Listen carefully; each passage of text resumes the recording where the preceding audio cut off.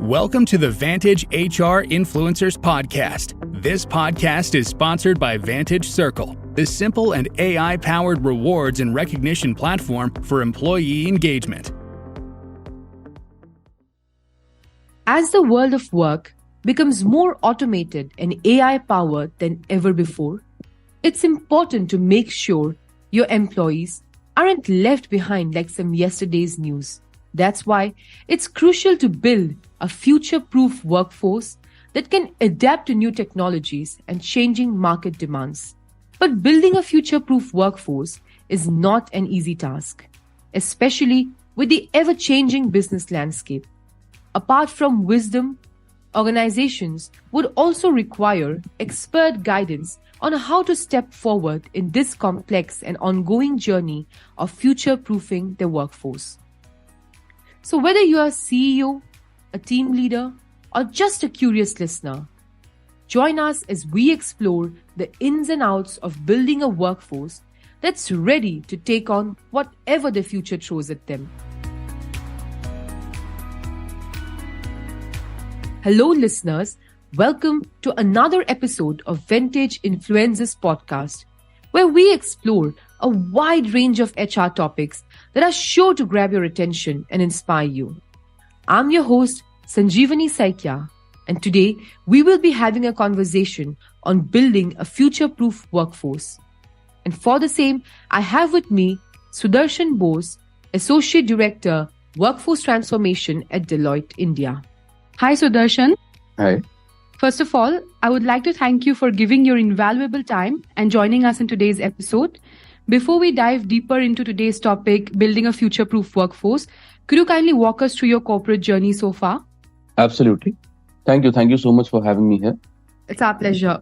I obviously work a lot in HR consulting these days. Over the last, 7-8 years, I've been doing hardcore HR consulting, which is primarily closer to, rewards, performance, organization design, those kind of aspects. Mm-hmm.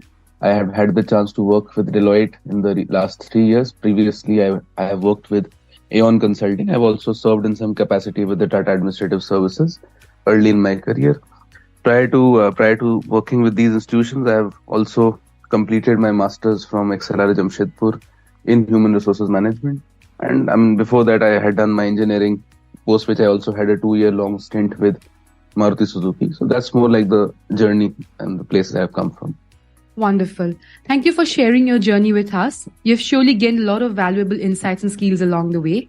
With that context in mind, we can now dive straight into the topic. In this episode, we'll be discussing how to build a future-proof workforce. But before we delve deeper into the ways of doing it, Sudarshan, I would like to know from you, how do you define a future-proof workforce? Sure. See, just one follow-up to that. When you say future-proof workforce, what is the geographic context that you have in mind? Are you talking, from a perspective of saying, where is India today and what is the future workforce? Or are you saying that no future-proof workforce from a context which is possibly South Asia or possibly global? Just define that. I think I would particularly like to know the scenario in India, but also it would be great if you could give a little overview of how it is going to be carried forward globally. Super. See, to be able to define future-proof workforce, we'll have to somewhere borderline start defining what is the future like. So if you were to look at 3 years, 5 years from now, there is definitely some uncertainty that will continue on the global front, considering the cost pressures will not die down very soon. The Ukraine war has lasted for a period which is longer than what we anticipated. And there are other global considerations apart from India. 2024 will see elections in multiple countries. Yes. So there is a bit of uncertainty. There's a bit of, border issues which are coming up between, China and Taiwan and so on. So that uncertainty continues. The cost pressure, the pressure on oil prices, that will continue. We'll also see a bit of gold prices possibly going up in the entire rally. Stock markets being not so bullish, definitely, not so bearish as well. It will possibly be a lot more volatile the way it has been over the last 6 months. And hence, if you were to look back and say that, what is the future like from an Indian standpoint, there are two interesting things. One is that a lot of FII inflows that we used to get in the past have stopped coming in. A lot of FDI inflows that we used to get have slowed down. What that fundamentally also means is because a large part of Indian focus has been Make in India. While Make in India sounds an initiative only, but at the core, you may be surprised that there are 87,000 plus startups today. That's the data. 87,000 plus startups today, which have some sort of funding that they have got in an organized manner. There'll be more at the back end, which we don't know about, right? Imagine we also were a nation who wanted to constantly reduce our current account deficit. But considering that there has been a bit of a pressure on the COVID front for the last 2.5 years, where current account deficit has actually increased, and we had to again take measures towards bringing it down. One solid measure there is the fact that we are looking at boosting our exports. So possibly we today would have done about $750 billion of exports, which is like the fifth or sixth in the world, very close to Japan.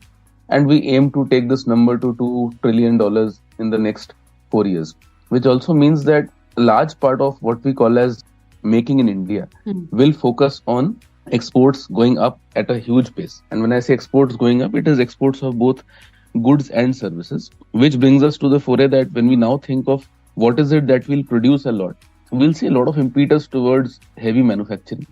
We'll see a lot of impetus, we've already seen that, towards semiconductor manufacturing. True. We'll see that there will be a constant rise in the ability of our organizations to have the uptake on services as a sector. So whatever services we have given, we'll only see that rising at an exponential pace. Because at an overall level, when we think exports is the focus for the next 4-5 years, exports of goods and services. So possibly heavy goods, manufacturing, services, all of these sectors will see an uptick. Obviously, it has to still depend a lot on how the global demand works. But at the same time, in India, we are trying to create products today which are best in class, which are niche, and to that extent, which can be exported, because obviously anything that you produce at a certain cost and meeting a certain quality threshold then can get exported. So our focus is to do sound and very good manufacturing. If you now look at future proofing the workforce, so what is that future proof of the workforce? What is the baseline definition for that? The baseline definition will be, so say people who are willing to take the next step towards bringing a change, right? And that change is intrinsic. That change is not about changing your only work area or taking smaller improvements, but people who are intrinsically innovative, people who realize that dreams are bigger than what they are doing at their desks. They will fill in jobs much faster than others who possibly would want to look at a job only as a station from a 9 to 6 and so on. So someone who's willing to take risks, someone who's willing to create an impact is the core mentality that we'll talk about as we go forward from a workforce standpoint. On a technical side, you'll see a huge uptake of core engineers in electronics, mechanics, civil, computer science. You will also see a lot of pharmaceutical graduates getting into positions where they'll develop certain set of medicines, vaccines, so on. You'll obviously continue to find a lot of management graduates who will boost up the overall services economy, both through, say, consulting services, legal services, technology services, as well as any advisory around core products that we develop on the services front. Yeah. Okay. Sudarshan, I hope you'll agree with the fact that employers are increasingly looking for candidates who are adaptable and possess a wide range of skills that can be applied to different areas of business. So for employees, it has become imperative to develop and continuously update their skills to remain competitive. Keeping that in mind, I feel our listeners would like to hear it from you on what are some of the key skills that employees will have to develop in order to remain relevant in the workforce of the future. Yeah, super. Now, I think let me break it down into two aspects. One part is, say, the technical skills, right? And one part is what you call as behavioral skills that one demonstrates. On a technical skill standpoint, very honestly, and my knowledge obviously will be limited to areas which I consult in, but fundamentally, as I said, you will find a lot of uptake with regard to good engineers. Like I was reading a post yesterday where our railway minister spoke at length about Vande Bharat, how the vision is not to create trains which can run in India, but to create coaches which can very soon be exported to other countries. So while we have created a train which moves very fast, but the vision is to actually create a coach which can be exported in huge numbers in the times to come. So good engineers from a technical background who can start creating things internally within India in larger organizations, who come with that knowledge and background, is something that will definitely see an upgrade when we look at skills. We'll also see a lot of management consultants, management students coming into play, because we are talking of building corporations within India which will reach a certain size, or building, let's say, business units within India, if not corporations, which will reach a certain size and bolster our overall volume. So technically, we'll have a lot of engineering and management graduates continuing to fill in bigger roles as they kind of come out of their campuses. On a behavioral front, I think purely if you look at skills for tomorrow, one skill will be agility. That how much of an agility are people able to demonstrate in their jobs every day. The other bit will be ability to say change and innovate. Agility and innovation are slightly different. Agility is when someone nudges you and you can take that pressure and move on and create something else. Innovation is more intrinsic to the individual, where they can themselves look at creating smaller opportunities and then translating those opportunities into bigger value propositions. So agility, definitely. Innovation is something that will be a core skill to come into play. Good amount of data analytics will be very important as you go forward, because any decisions that you make at a global level, at a country level, or even at a, say, state level, has to now be a lot more data backed. It is less likely that if you put up an idea today to someone in a institutional setup, and they would agree to that idea without looking at data. So data and your ability to understand, one, what data do I need to analyze? Second, how to analyze this to be able to conclude to logical answers. So data analytics definitely is something that will see an uptick. And obviously the way you communicate, while communication is a lot underrated, because anything like the way we're talking right now can also be possibly termed communication, versus Yes. say in the capacity of guiding leaders, guiding your team members to do something larger is also communication. But possibly I'm hinting to a degree of communication which is more, borderline influencing or negotiation in the aspect of level of proficiency, because you will have to be a lot more influencing and negotiating as you go forward, because there are multiple priorities. And for us as individuals working in setups to be able to drive an idea beyond the analytics, beyond the innovation that we can bring to the table, our ability to communicate end to end the value proposition and influence key stakeholders around how that needs to be driven at a larger level will play a huge role. So possibly communication, innovation, agility, and data analytics is where I'll summarize this. True. You have mentioned some really significant skills that our listeners must have taken note of. Moving on, as we continue to explore the topic of future-proofing the workforce, it's important to consider the ethical implications of preparing for the future of work. With that in mind, Sudarshan, could you throw some light on the ethical considerations involved in building a future-proof workforce? Surely. See, again, ethics is a very broad subject. When we say ethics, it could mean, from a very small thing in an organization to a very large thing that spreads across the country. Ethics is a word which may have different interpretations across different entities, and that's exactly where ethical standards come in. But to kind of come from a baseline where, without delving so much into definition of ethics, if I were to simply say that what are some of those ethical considerations which are intrinsic to building a future-proof workforce, the first one I think is equal opportunities, right? That when we think of a future-proof workforce, if you look at India as a country, we will continue to have a lot of, say, new age people coming into the workforce. When I say new age, they are college pass outs, people who have come out of campuses in year 0, year 1, year 2, those kind of people. You also have a sizable workforce which is possibly 40, 45, 50 years today, and may not be, moving in terms of change in the same rate at which a person who's 20, 25 is moving. So one is equal opportunities, that the employers or the institutions have to look at skilling these set of people and bringing them to the same pedestal. Obviously, it is at the end of the day an employee's uptake with regard to what they can and how much they can learn. But that opportunity has to be given to everyone to be able to come up the curve wherever employers think that certain jobs will see an upgrade or certain businesses will need a lot more different skills tomorrow. So equal opportunities definitely to start with. The other is diversity, right? There could be scenarios. Imagine if I spoke of 4 skills, and if we for now believe that those 4 skills are the only ones which will help organizations grow, possibly there could be people who can learn data analytics a lot more quickly, and then they can learn innovation, versus there could be a set of people who don't understand so much of data analytics, but once they understand a lot about change management, agility, innovation, they'll automatically start seeing value in data analytics. So fundamentally, when we look at skilling and when we look at, say, certain courses or programs for our employees or students, the way they learn at campuses, that flexibility is important, right? You will have a set of students who come into MBA campuses year one who may not be wonderful at mathematics, but once you teach them macroeconomics at length for 6 months, they might start seeing value and then pick it up as an elective going forward to say that I also need to be at a certain level of proficiency in mathematics. Versus someone else might want to like do it right at the start and learn macroeconomics later in the day. So that flexibility of people to choose their learning journeys is something, while it is not purely, it has less to do with ethics only, but to be able to give people a fair chance, the equal opportunities aspect. Beyond opportunities, it is also about having a degree of flexibility given to those people. The third, I think, obviously is very, very critical to individuals. That is to say that when we look at future proofing, we definitely need to be cognizant of the fact that the future is a bit volatile.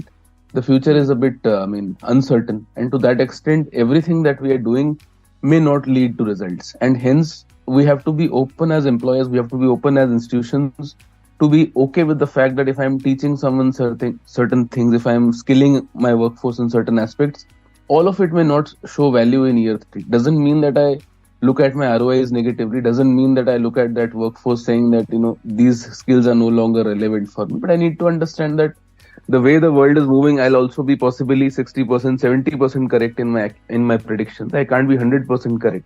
And to that extent, if I have workforce who possibly by trained on certain skills, but those skills are not relevant, I should also be open for that 20-30% workforce to be de-skilled again, because that's exactly how the world is moving. Sudarshan, particularly if I ask you about diversity and inclusion, since companies are going big on this particular aspect, are you really satisfied with how companies are going forward with their diversity and inclusion initiatives? No, this is a slightly tricky one, because one part is about as a professional, if I were to think back across organizations where I've worked and am I satisfied, not satisfied. Second is, as an individual, if I look at everything that's happening outside, whatever news I am exposed to from larger organizations through multiple platforms or multiple groups that I'm a part of, I think I'll answer this possibly as an individual to start with, from a distance. For larger organizations in India, we speak a lot about diversity in our groups. We speak a lot about diversity in, say, management presentations, in the board meetings. There are diversity is the agenda for certain organizations right across in the overall HR strategy, D&I strategies are formed. I think where I would not have seen a lot of uptake, lot of good execution is the fact that once we make a strategy, how do you implement that? Right. Correct. In a core sense, to summarize this right at the start, it cannot be diversity only in hiring. It cannot be diversity only in promotions. It has to be diversity in policies, right? That anything that I'm trying to do for the workplace, it should have that flexibility built in, so that the diversity that comes in from the external market when it comes to hiring, that is given an equal chance across the board, right? It cannot be that I'm trying to hire women certain percentage of women to increase my diversity numbers. It cannot be that I have built only a, say, workplace at a corporate office where there's a wheelchair facility to say that I have made my workplace diversified. Yes. So to that extent, diversity will mean a large part of policy enabled decisions. For instance, if the way we can enable a lot of people who may not be able to learn as quickly to learn a lot more by giving them lesser work and more of learning goals to complete, will mean that as they go forward, their careers will have a stronger boost with regard to the knowledge they bring to the table. Now, that is the true form of diversity. Rather than say that at the end of the year, I just reduced the promotion bar for someone who was coming from a different background, saying that, okay, while ABC person has not met that standard, but because of diversity, let me still promote. That is not the best way to look at diversity. Right? The diversity has to come into policies, into learning opportunities, into hiring, into then promotion decisions, into having management positions for people. So it cannot be a quota system. It has to be an enablement system where we are fulfilled and we are okay. We are 100% comfortable with the fact as organizations that we have created opportunities which are equal for everyone. If not equal, at least they are at par to a large extent. And hence, people are getting a fair chance to pick up different roles in the organization, different grades in the organization, and they obviously have the opportunity to do different things while they come from different backgrounds. Right? That's diversity for me, at least. True. Again, if I think it is pretty clear that future-proofing the workforce is a complex and ongoing process that would require careful planning and commitment to ongoing learning and adaptation. With that in mind, I'd like to explore some of the biggest challenges that companies are likely to face when trying to future-proof their workforce. So what's your take on this particular aspect regarding the challenges that companies will face? Yeah, I think, again, these are all very interesting set of questions to start with. The biggest challenge that you will find in such an area is the fact that the future itself is slightly uncertain, right? And now we are no longer a country which relies only on our intrinsic production. We are not a country where, say, the boys go to work and they come back saying that I have earned ABC dollars and this is how my family will run. The boys come back and say that those corporations have done bigger things and I need to do bigger things, and hence this is the journey I want to look at. And if this employer is not enabling that, I look at other employers or I look at upskilling myself and so on. It's a country where people take charge of their own careers, right? That's a great thing, but from an employer standpoint, that's also a slightly tricky thing, because let's say as an employer you may want to skill them in certain areas, and as an employee they may have a slightly different view and want to be skilled in certain different areas. So how do you balance the individual's interest to the organization's interest is the first thing when it comes to, say, intrinsic challenges in future proofing. There are a lot of individuals who want to learn, say, AWS tomorrow or learn a different skill, or borderline easy coding courses is something one can pick up, versus an employer may want to skill someone on data analytics. So how do you balance that interest of someone wanting to do AWS versus you trying to train them on data analytics? That's one, balancing the interest. The second is, I think I touched upon it earlier, that fundamentally the future itself is uncertain. There are global pressures and certain things may not play out the way we anticipate our strategy. We might not be able to hit a certain export number, and in that case we might still do, say, different kind of services, or might still rebuild internally our capabilities, believing that, okay, if our 4-year goals are not met, our 8-year goals will be met. And to that extent, then how do you kind of balance out your costs in the long term is something that employers will have to be cognizant of, because a lot of investment into people is good to know at the outset. At the same time, if you're investing, you will want to see returns when it comes to the years from now, say 2 years, 3 years from now. To that extent, how do you balance your costs in the longer run? That's definitely the second thing. The third thing I think very interesting again is the fact that beyond an individual's interest, it is also a lot about capabilities. So we may believe that an individual can learn data analytics in 6 months, and we may believe that, let's say, someone else can learn it in 3 months. The reality can be that people actually need 9 months or 12 months or more than that. Right? The reality also can be that any subject, to the depth of it as may be required in today's world, may take a lot more time. So we have spoken about interests that need to be balanced. We have spoken about costs that need to be balanced. We also need to balance out capabilities, that what is it that I'm trying to skill someone on versus how much is it that one can really pick up in terms of skilling. There are individuals who work a lot extensively in corporate setups. Their overall deliverables are up to the mark always. Their volumes are always high. They're overstretched through the years. And they obviously have very low learning hours, versus you will also have individuals who have a work-life balance and they have good learning hours. Now, there are a good set of people who may end up not fulfilling their learning goals purely because they were busy working, right? Versus you may have individuals who have learned it completely but still not learned it because they were not as capable as the others. So how do you balance for capabilities? Because eventually as an employer, you are looking at, say, 1,000 people, 10,000 people and trying to move the mass, right? You are not trying to move the mass only for, say, 10% or 15% of workforce. You're trying to make that impact on, say, 60%, 80% of the workforce. Correct. So how do you balance for capabilities is the third, I think, biggest area which people will need to be cognizant of. So, Sudarshan, we are arriving at the end of today's episode. But before we let you go, there is one last question that both our listeners and I would love to know your take on. And the question is, how can companies measure the success of their workforce development efforts? And what metrics should they be tracking to ensure that they are building a future-proof workforce? Very nice. This is again a very interesting question, because that definition will vary a lot from industry to industry. But again, trying to say baseline that definition to say that, while we have banks which are very different from FMCGs or core manufacturing setups in the construct, right? At the core, if you think about people, about the workforce, there are three things that will stand out and that possibly answer your question to some extent. One is, simply put, whatever is my goals, is my overall cost of performing that job coming down? Like, imagine if I could produce 100 units at 10 rupees cost and I can produce 200 units at 20 rupees cost, it's a linear growth in that cost. But if I could have produced that 200 units in, say, 15 rupees cost, then my operating margins have come in, which means that somewhere I have been able to leverage more return for the same amount of cost in the same proportion. Now, obviously, that may not happen year on year, but if we start using that lens to say that, has my per unit cost of production gone down when I look at a 5-year time frame at an exponential rate, or at least a rate better than the linear rate? If that answer is yes, then that's one metric definitely that a lot of organizations have tracked in the past and will continue tracking in the future, that what is my productivity per capita growing like, and is it growing at a rate faster than a linear rate, right? So that's one.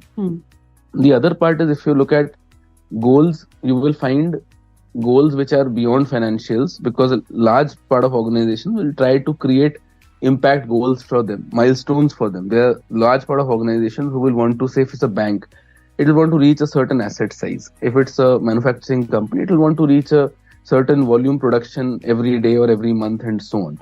So beyond saying that my revenue has to be XYZ CR or these many dollars, it's also about impact goals, which will talk about what are the milestones that I want to hit. And now if you look at, say, some of those risks that are inherent to kind of future proofing the workforce, the biggest problem that you may end up facing and you may want to constantly measure is that, what is the rate at which your good workforce is churning? We speak a lot about it as regret attrition, but imagine anyone who stays in an organization or ecosystem starts building a lot of institutional value. And what happens is, if it's, say, a setup which is streamlined, process driven, and a lot is not changing internally or externally, you can continue to hire new people, fit them in, just train them at a baseline level, they'll start performing. But if it's a setup which is aiming for, say, an exponential growth, trying to break out of the curve, which India as an organization will do now, which is where the broader construct is, that if you're trying to break free and create a larger impact, then every guy on that floor is possibly building a lot more. You are intrinsically, while we may not want to like it that way, but intrinsically we are creating dependencies, because everyone is running at a speed at which the others are running and trying to match that speed. A lot is left to the individuals now to kind of decide and deliberate on and manage. Like, data management is a thing left to individuals to be able to kind of manage properly database management. You may not have extensive systems trying to check constantly with regard to how this data was managed. And hence, what it tells us is that retaining critical individuals is very critical, because those guys are bringing a lot of institutional knowledge into play. They have worked for multiple years with you, tried to create an aspiration. So how do you ring fence that kind of talent is something that will be a differentiator in future proofing the workforce. Because when you say workforce, it is eventually, let's say, if you're 100 people, it is possibly out of that 100, 20% who are new, and they have to be groomed and trained by the 80% who are there. And assuming that you would have a churn of, say, 10-15%, that remaining 60-65% from that cohort of 80% is the core workforce. That is the set of people we're talking about future proofing. And how do you build opportunities and retain them as you go forward will play a big role in future proofing in the longer run. Sudarshan, thanks for sharing your perspective on this. Has been very insightful. We have reached the end of today's podcast. Do you have any message for our listeners? Our listeners would be delighted to hear it from you. Also, our audience might want to stay in touch with you post this podcast. So it would be great if you could tell them how they can reach out to you. Absolutely. I think it was wonderful interacting with you, Sanjeevani. And same here. This is a great topic to kind of discuss on a Monday morning for sure. I think definitely for our listeners, for the viewers, I'll just want to say that, there could be so many elements that we are pressing on as professionals today with regard to, say, skilling, with regard to different jobs, with regard to structures, with regard to opportunities. So there's a lot that we are touching on in our daily lives with regard to information.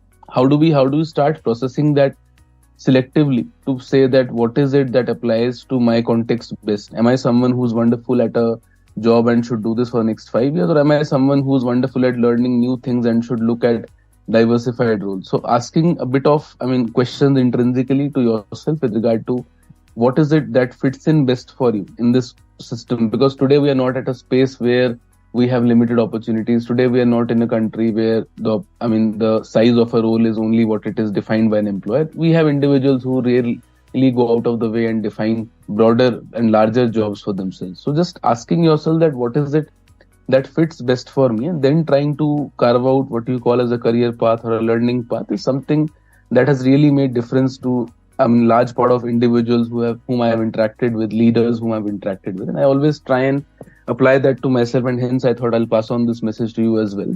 Try and customize your journey to say what fits best for me, and hence how do I reach there. That question, once in a while, if it is answered for us, it helps us walk the path smoothly.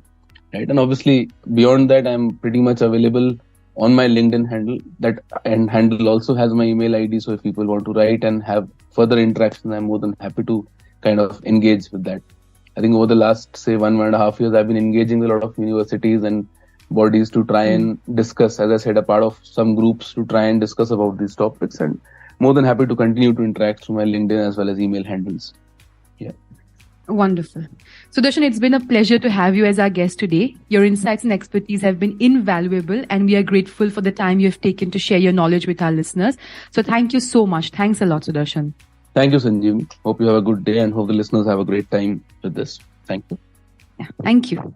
Thanks for listening to the Vantage HR Influencers Podcast. Please do subscribe to Vantage HR Influencers Podcast on Apple Podcast, Spotify, and our YouTube channel for new episodes.